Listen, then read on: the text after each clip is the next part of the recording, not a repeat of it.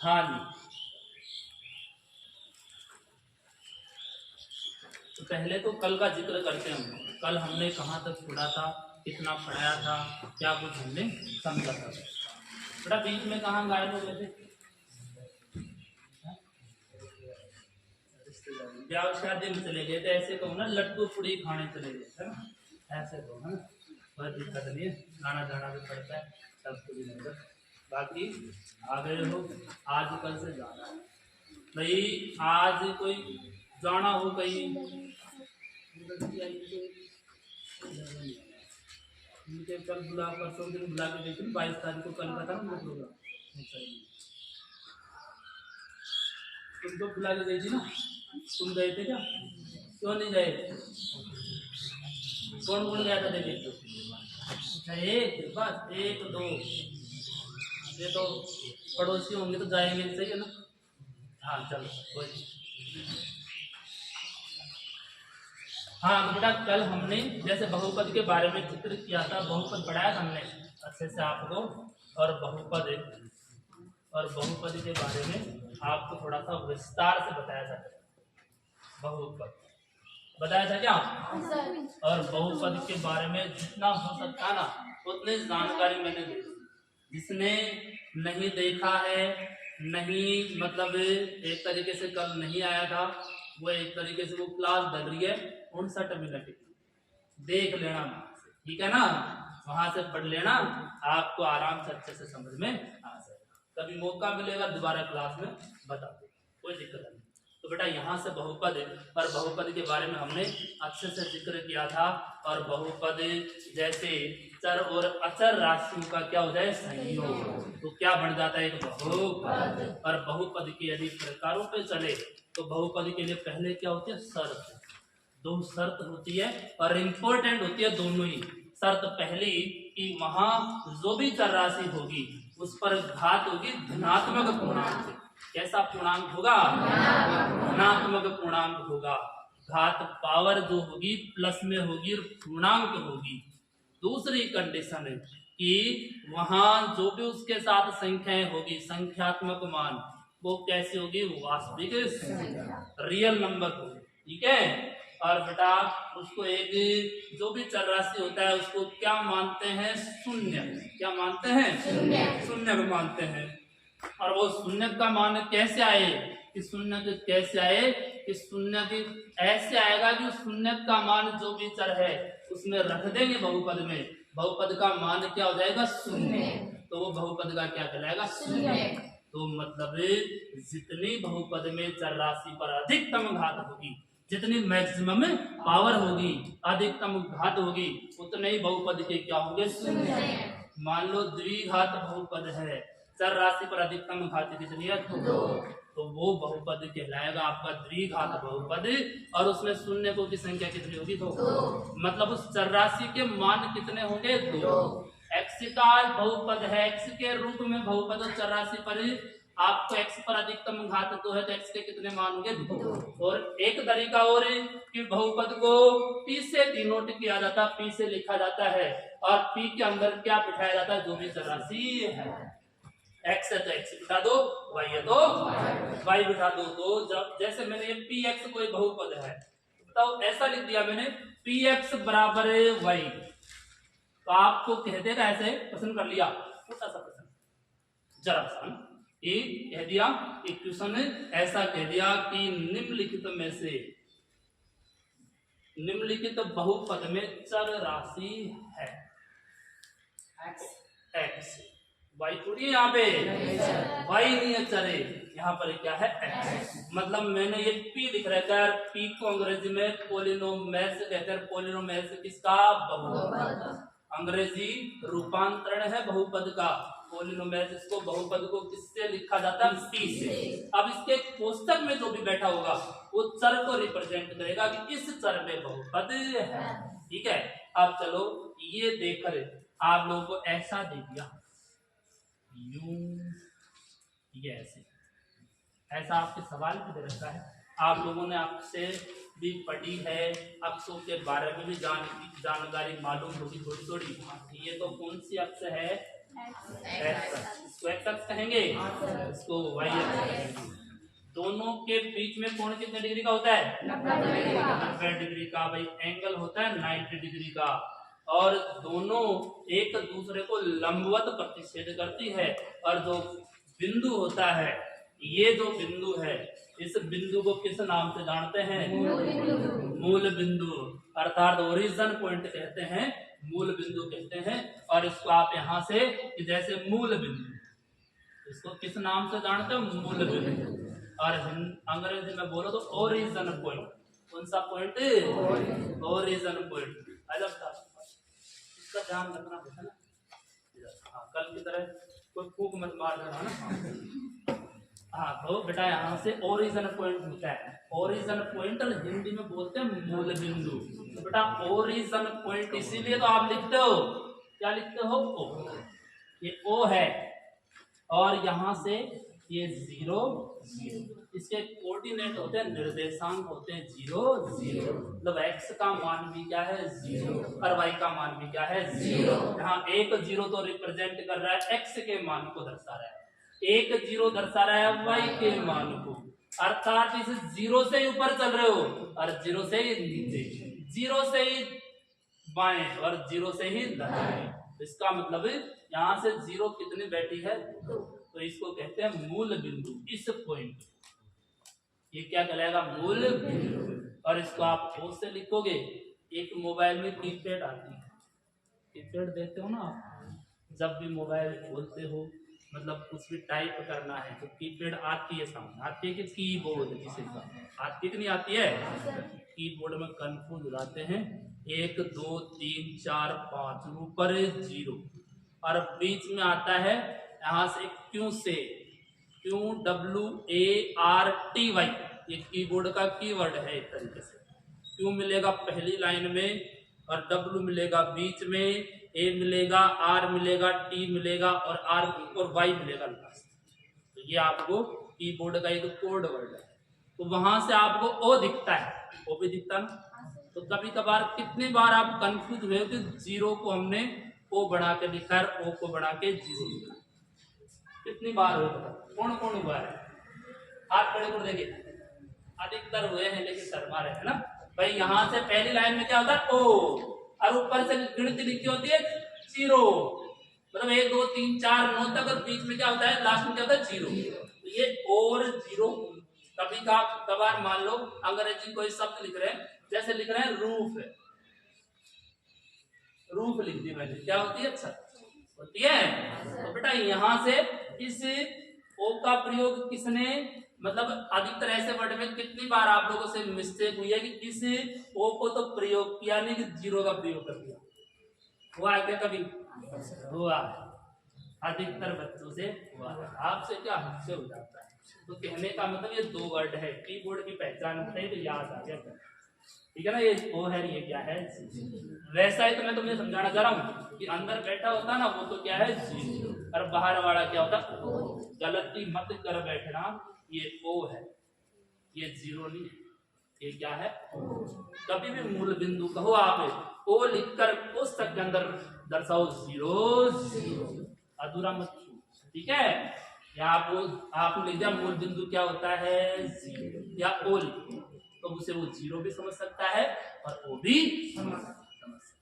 आगे बात समझ में आ गई? बात ठिकाने पे। अब देखो इधर, तो यहाँ से मूल बिंदु हो गया, और ये आपका यहाँ से हमने एक इसका बहुपद दे दिया ऐसे कैसे, अरे ग्राफ दे दिया, ठीक है। ग्राफ देकर अब पूछ देगा बहुपद की क्या बताइए? शून्य बताइए, क्या बताइए? शून्य। ये शून्य बताइए, बड़ा ही आसान प्रश्न है। देखो शून्य का मतलब है, पहले तो बहुपद अपने पास दिया नहीं है, केवल px करके लिख दिया। बहुपद का ये जरूर मालूम है कि बहुपद किस में है, किस चर में है? x में, ठीक है ना। x चर में है, तो बेटा यहाँ से हम इसी चर को ध्यान में रखेंगे। इसी चर के अनुसार कोई सा समीकरण दे देता मैं, जैसे मान लो कि जैसे 2x² प्लस 3x प्लस 5, ये एक समीकरण दे दिया तुम्हें, और इसको क्या लिख दिया? px। लिख सकता हूँ क्या? लिख सकते हैं आराम से। तो ये बहुपद कौन सा बहुपद हो गया? नाम बताओ फिर। द्विघात बहुपद किस चर में है? x चर में शून्य के कितने होने चाहिए? 2 शून्य होने चाहिए। तो यहाँ से चर राशि कौन सी है? x। अचर राशि कौन सी है? 2 है, 3 है और 5। ये अचर राशि है। ये कौन सी संख्या है? वास्तविक। ठीक है, तो इतना आप लोगों को जानना है। अब बेटा यहाँ से पहले तो ये बताओ, ये बहुपद द्विघात बहुपद है, तो द्विघात बहुपद के लिए आपको रेखा मिलती है तो वक्र मिलता है? वक्र मिलता है। कल बताया था ना अच्छे से। चलो आते रहो, आ जाओ भाई, फटाफट आ जाओ। टेम्पो वाले लेट क्यों कर देते हैं आप लोगों को? बेटा ध्यान से सुनो कि यहाँ से बेटा मैंने ये लिखा है कि 2x² plus 3x plus 5, 2x² yes come in, आ जाओ आ जाओ।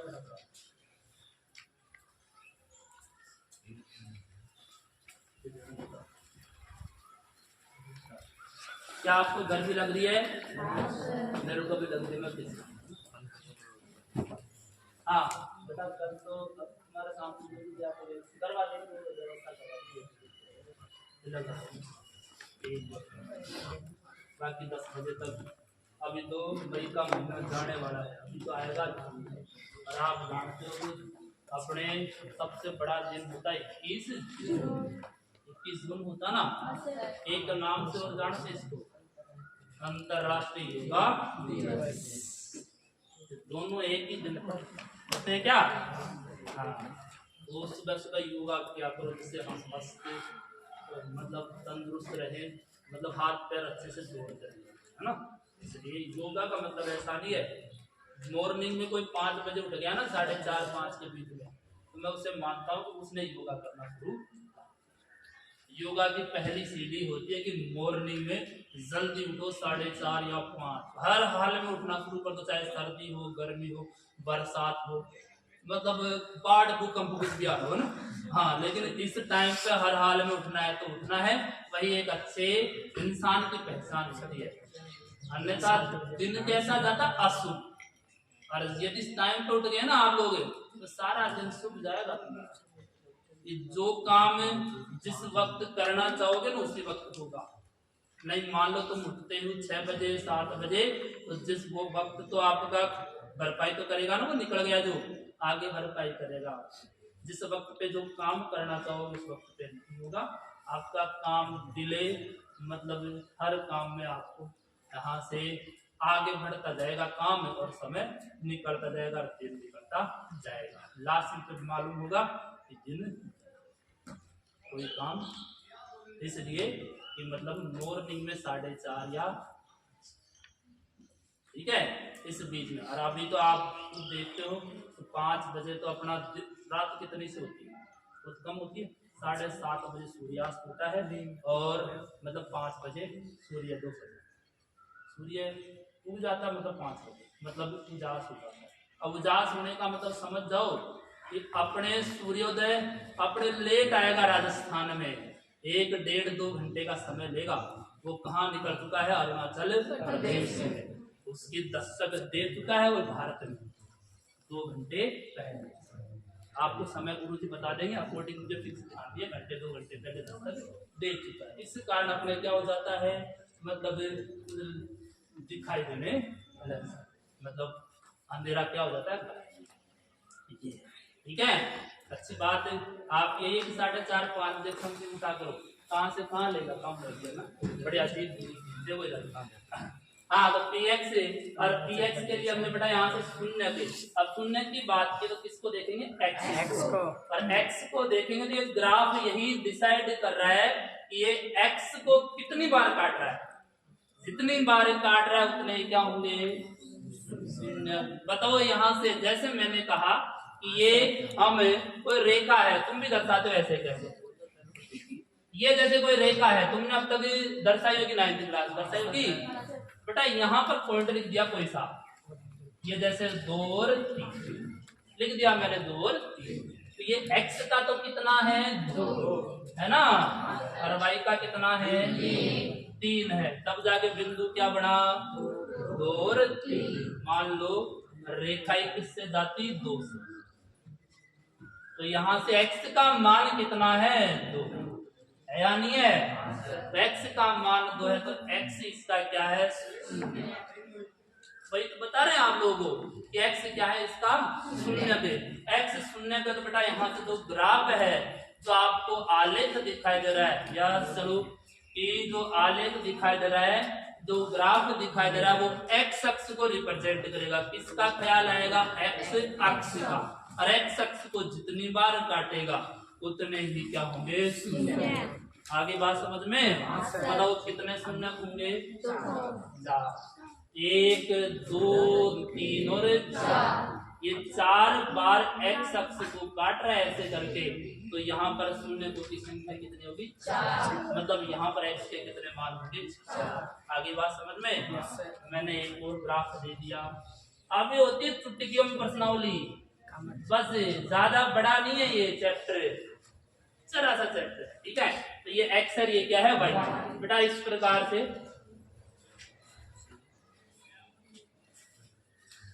हाँ ये चलो यहाँ तक दे दिया। अब बताओ 0 के कितने होंगे?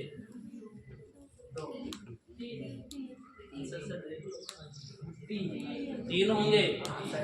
एक बार x अक्ष को छू के गुजर रहा है, मतलब कितने बिंदु पर छुएगा? एक के बिंदु पर यहाँ से ये कहने का मतलब स्पर्श कर रहा है, स्पर्श कर रहा है 1 पॉइंट, तो ये होगा तो x का कितना मान हो गया? 1।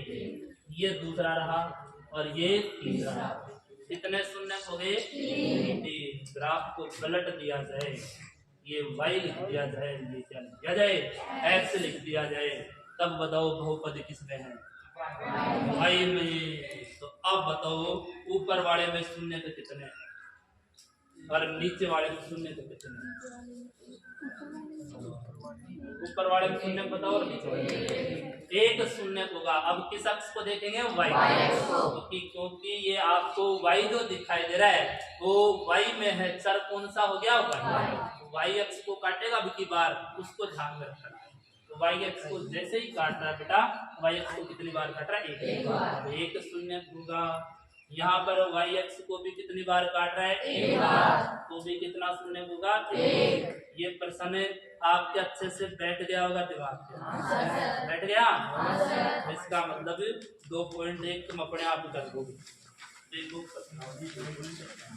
मेरे करवाने की जरूरत नहीं, आप मतलब है क्या जरूरत है? नहीं। तो ग्राफ देखो पहले तो किसमें है?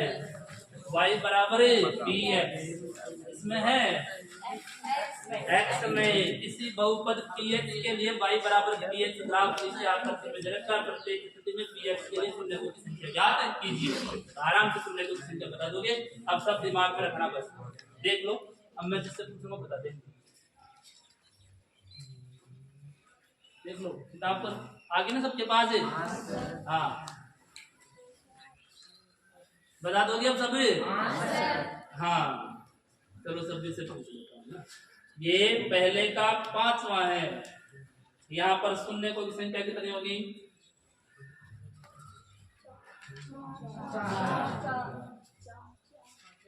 1 2 3 4 और 5। अच्छा y का काउंट कर दिया, इसका काउंट कर दिया, किसका देखना है? x का देखना है। Very good. यहाँ से 1 2 3 और 4। y को नहीं काउंट करना है क्योंकि बहुपद किसमें है? x। 0 की संख्या कितनी होगी? 4। ठीक है। पहले में बताओ 0 की संख्या कितनी होगी? 0। जब x अक्ष का संपर्क ही नहीं है, x अक्ष को नहीं काट रही है, x अक्ष और ग्राफ के बीच में कोई तालमेल नहीं है, इसका मतलब 0 की संख्या क्या होगी? 0 होगी। बताओ तीसरा। 1 2 और 3। ठीक है। अब छठा बता दो। 1 छठा और 3। इसमें भी कितने 0 का? 3। ऐसा प्रश्न आ जाए एग्जाम में उड़ा दोगे ना? बिल्कुल कर दोगे आराम से, कोई दिक्कत वाली बात नहीं है। अब चलो यहाँ से इसमें अब मान लो अब यही किताब है तुम्हारे सामने, यही ट्यूशन पलट दिया थोड़ा सा। किताब में क्या दे रखा है? y बराबर px। अब मैंने उल्टा कर दिया py बराबर x। अब ध्यान से समझना, किताब का मत देखना। ये बहुपद बता दिया तुम्हें, ठीक है? इस बहुपद के अकॉर्डिंग बताना है 0 की संख्या। अब बताओ छठे में कितने शून्य होंगे? एक होगा क्या? क्योंकि वाई अक्ष को कितनी बार काट रहा है? एक बार काट रहा है। तीसरे में बताओ एक ही होगा। दूसरे में बताओ एक ही होगा। पहले में बताओ चौथे में बताओ 0, पांच में बताओ 1। इस प्रकार से आप आराम से दोनों टाइप बताए मैंने एक तरीके से। एक्स में बहुपद है तो एक्स अक्ष को देखना और वाई में बहुपद है तो वाई अक्ष को देखना। तो पॉइंट 1 के बाद में पढ़ते हैं द्विघात समीकरण और द्विघात समीकरण के बारे में थोड़ा सा और बताएं और फिर हम बोलो पहला क्वेश्चन कर लोगे? धातु से दो बात तो लिख लो यहाँ से। तो मैं लिखवाता हूँ वैसे हिसाब से ध्यान रहेगा।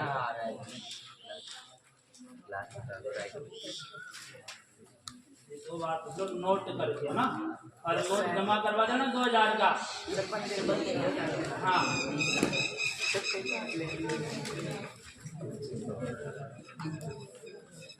भाई मतलब ऐसा हो घर में तो पहले का कोई इधर उधर का कोई बड़ा खजाना रखा हो और नोटों की भरमार हो, 2-2 हजार की बोरियां भर रखी हो ना, तो उनको जल्द कृपया करके बैंक में जमा करवाए और नोटों को एक्सचेंज करवाएं। टाइम नहीं है तो मेरे को ले चले साथ में, मैं चलने के लिए तैयार। हाँ तो वो क्या है कि 2000 के नोट क्या तारीख के 30 जून तक RBI अपने अंडर में कर लेगी और बाद में यदि आप लोग उनको लेके जाओगे तो वो रद्दी, ठीक है ना। जैसे पहले 1000 के वो नोट काफी एक तरीके से कई में बर्बाद नहीं। ब्लैक का पैसा होता है 2 नंबर का, तो 2 नंबर का पैसा होता है, उसमें गवर्नमेंट 1 नंबर का ही देती है, 1 नंबर का कुछ रखती है ना। तो ऐसा मतलब आधा पैसा उधर आधा पैसा, इसलिए देने की इच्छा नहीं थी कई बार। तो अपने तो इतने अमीर बाप की औलाद है ना, अपने तो वैसे ही एक सामान्य घर परिवार से तो कोई रखा हो ना 1-2 हजार के घर जान नहीं किसी को, कहीं इधर उधर तो गुंडा कमरा रख रखे हैं आप लोग। हाँ रखते हो इतने बड़े बड़े, इसमें 10 रखते हो 2000 थोड़ा देना आदमी 2000 है तो ये नोट देखो। तो 2 नोट बताते हैं आपको यदि y बराबर px है तो बहुपद x चर में है। किस चर में होगा? x चर में है। यदि y बराबर px है तो बहुपद x चर में है और बहुपद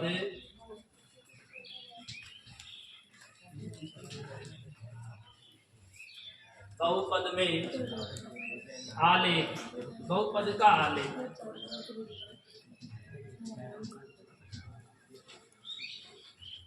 x अक्ष के अनुसार होगा, x अक्ष के अनुसार होगा। अब अनुसार तुम समझ गए? समझ गए क्या? जैसे मैं लिख देता हूँ यहाँ से, जैसे बेटा ये आपका इस प्रकार से दे रखा है, एक तो y अक्ष तुम्हारे सामने है, एक x अक्ष और इस प्रकार से कोई क्या है यहाँ से शून्य होंगे। यहाँ पर शून्य की संख्या और शून्य की संख्या होगी 1 2 3 शून्य को की संख्या, ये शून्य को की संख्या लिखा, शून्य को की संख्या अर्थात x के कितने मान होंगे? 3। ये शून्य को की संख्या नंबर। यदि x बराबर py है तो बहुपद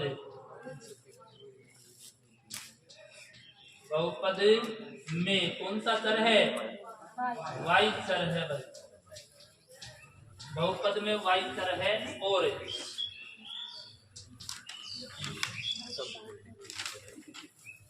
बहुपद का आलेख किस अक्ष के अनुसार होगा? वाई अक्ष के अनुसार होगा।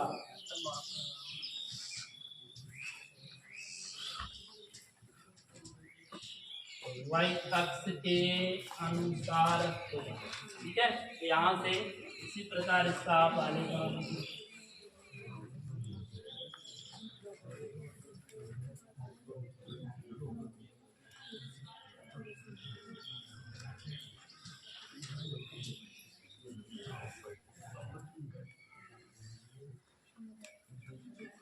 यहाँ शून्य को की संख्या कितनी होगी बोलो? बताओ फटाफट। शून्य को की संख्या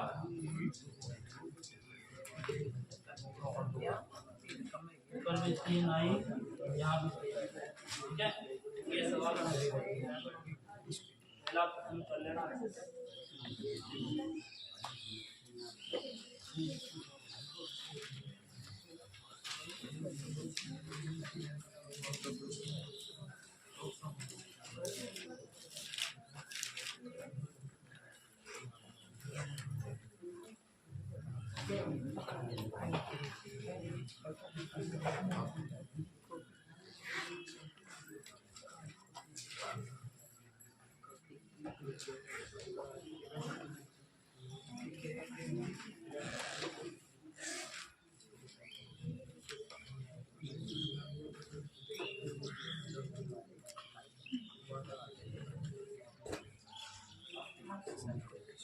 बता दो क्या?